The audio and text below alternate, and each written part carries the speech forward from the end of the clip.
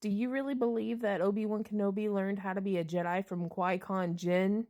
You would be wrong, and I have proof. Today I watched a semi-non-fiction film called The Men Who Stare at Goats, which has to be probably one of the funniest serious films I've ever watched. Before we get started, I want to address the elephant in the room. There is a man in the cast who is considered a predator and is currently fighting allegations in court. I don't know if the court has ended and if he's in jail, but I'm just letting you know he's in there should you choose not to watch this because of that.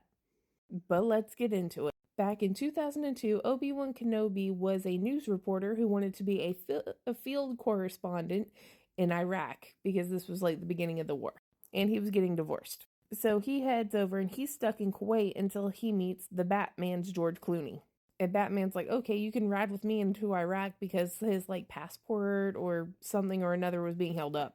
And along the way, Batman tells Obi-Wan Kenobi about this government program where they're training their super soldiers to use their minds to disarm the enemy, literally calling them Jedis and telling them to use mind tricks, including walking through walls, turning invisible, stopping their flow of thought. These are not the droids you're looking for. But how did all of this get started?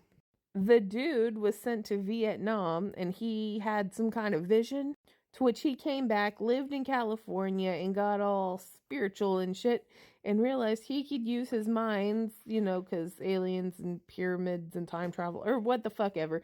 Either way, he found out that you can use your telepathic powers to disarm the enemy in war, and that was the better way of winning a war than shooting at people. I think I got all of that. My copy of the film had very bad audio, so I was doing my best. But to sum it all up, Obi-Wan Kenobi learned about the Force from the Batman, and the Force came from dudism.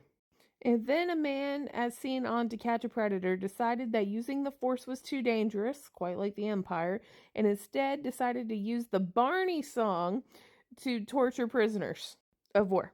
And apparently it's based loosely, very loosely, on a true story. At some point in the 80s, we used government money for people to learn to use telekinetic powers in war.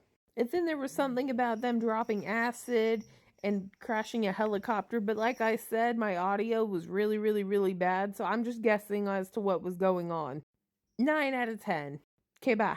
Do do do do do do do do do do do do do do do.